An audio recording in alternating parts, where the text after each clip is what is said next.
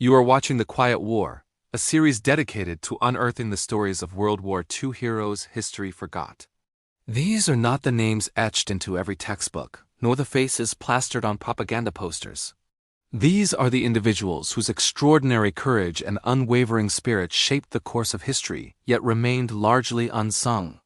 In this episode, we delve into the remarkable life of one such hero, the only woman ever to serve in the legendary French Foreign Legion. Her name was Susan Travers, and her journey from privileged debutante to battle-hardened legionnaire is a testament to human resilience and defiance. In 1940, as the shadow of war consumed Europe, a 31-year-old Englishwoman named Susan Travers made a decision that would forever alter her life. She walked into the Free French headquarters in London, not seeking refuge or comfort, but a job. A role, any role, in the fight against the encroaching darkness. Her background was far removed from the grim realities of conflict.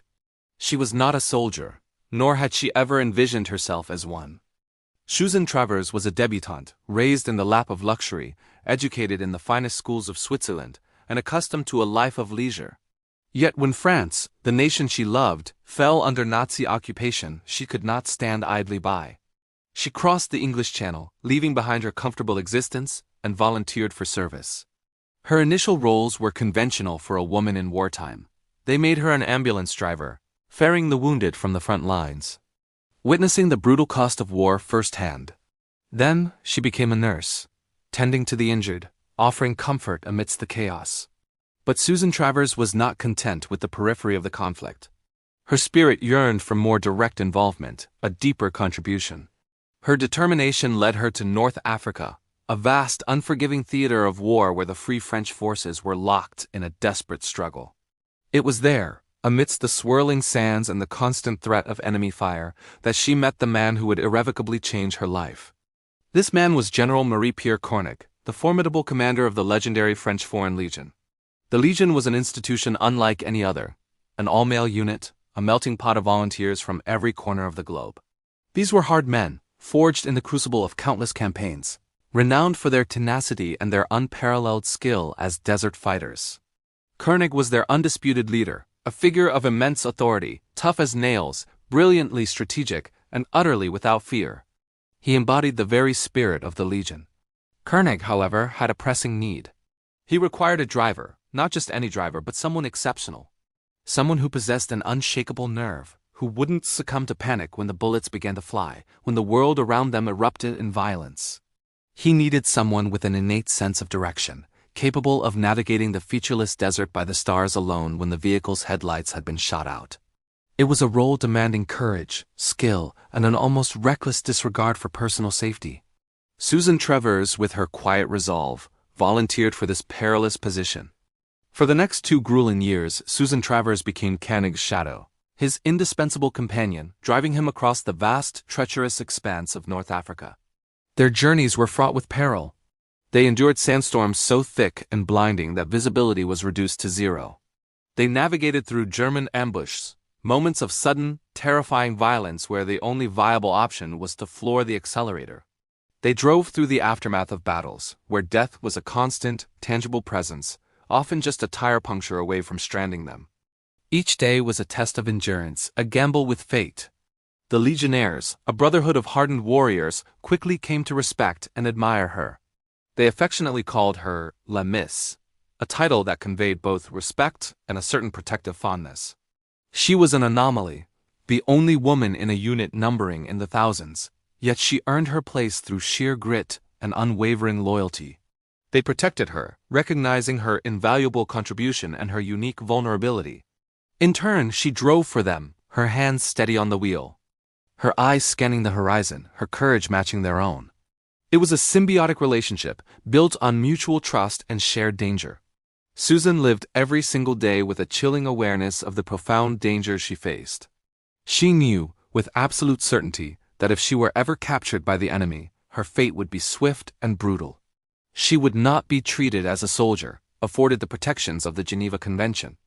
Instead, she would be summarily executed as a spy.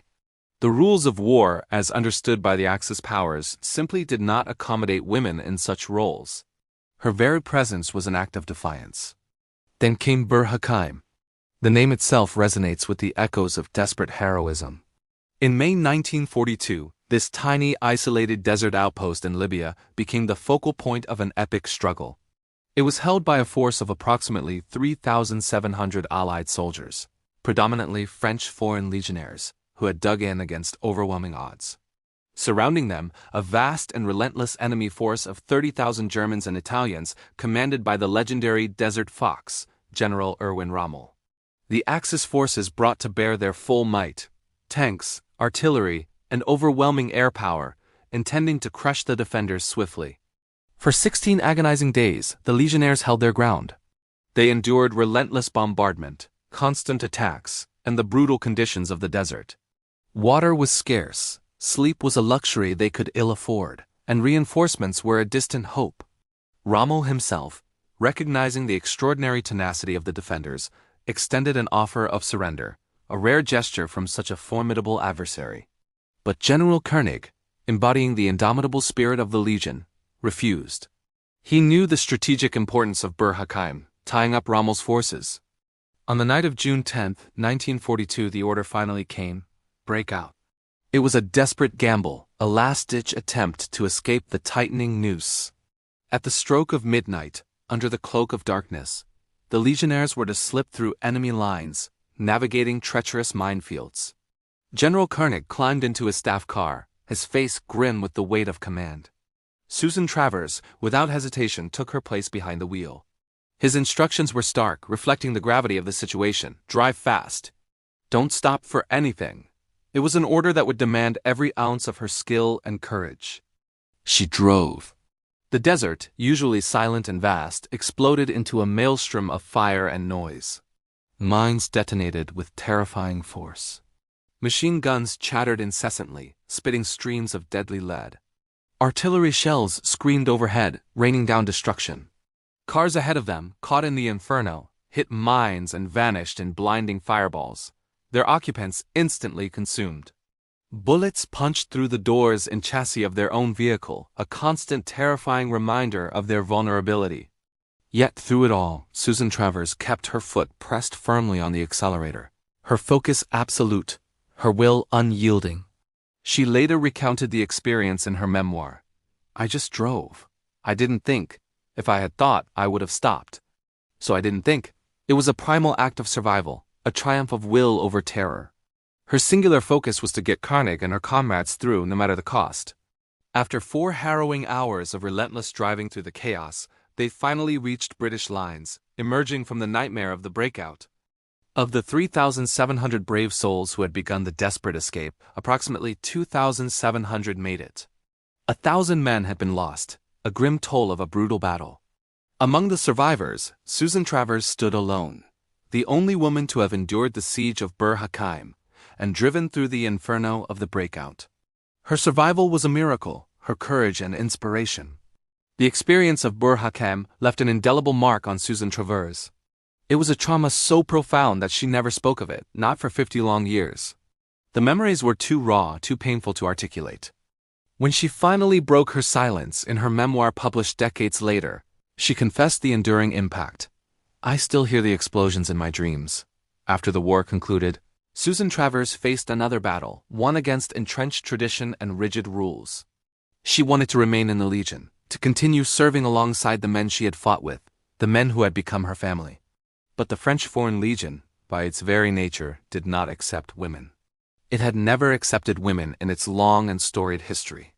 So Susan Travers did something truly extraordinary, something that defied all precedent. She applied anyway. And because she was Susan Travers, because she had driven General Koenig through the very gates of hell at Bir Hakeim, they made an exception. It was an unprecedented decision, a testament to her unique standing and the respect she had earned. Her courage had shattered a centuries-old barrier. For the next 20 years, Susan Travers served as a full-fledged legionnaire. She was the only woman in the entire history of the French Foreign Legion to hold that title.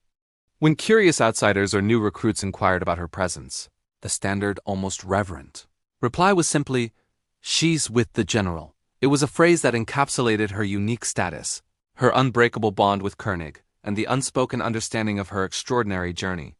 Her personal life, too, became intertwined with the Legion.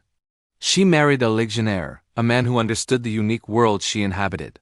She lived a life of relative anonymity, her incredible wartime exploits largely unknown to the wider world. She never sought fame or recognition. Why you don't know her? The reasons for Susan Travers' relative obscurity are multifaceted, a confluence of her own humility and the Legion's institutional reticence. She didn't write a book about her experiences until she was well into her 90s, long after most of her contemporaries had passed. The Legion itself, a bastion of tradition, preferred to keep her service quiet. She was an anomaly, an exception to their most fundamental rule. It wasn't until the year 2000, when she was 91 years old, that her memoir was finally published. Titled Tomorrow to be Brave, she died in 2003 at the venerable age of 93, having lived a life that spanned nearly a century and encompassed some of the most tumultuous events in human history. On her grave, a simple yet profound inscription was carved: Susan Travers, Legionnaire. It was the ultimate recognition. Here's what Susan Travers did. She drove through hell with a general in the passenger seat, navigating a landscape of death and destruction. She survived the impossible, emerging from the crucible of Bir Hakeim against all odds. And then, with a quiet determination that defied all convention, she served for 20 years. She did not do this because she was trying to prove something to the world or to men or to the Legion itself. She did it because, in her heart, she was already a legionnaire. Like many who endure the profound trauma of war, Susan Travers carried the scars of her experiences throughout her long life. She outlived everyone who fought beside her, a solitary survivor of a generation defined by conflict. She outlived General Koenig, her commander and companion. But she never truly outran that night in the desert, the explosions, the fear, the desperate drive for survival. The echoes of Bir Hakeim remained with her. Susan Travers, the only woman in the French Foreign Legion. A name that deserves to be remembered, a story that demands to be told. Now you know her name too. The war had millions of names, most of them we never learned. This was one of them. Next time, another quiet hero. Irina Sendler, the woman who saved 2,500 children from the Warsaw Ghetto. Subscribe and hit the playlist so you don't miss it.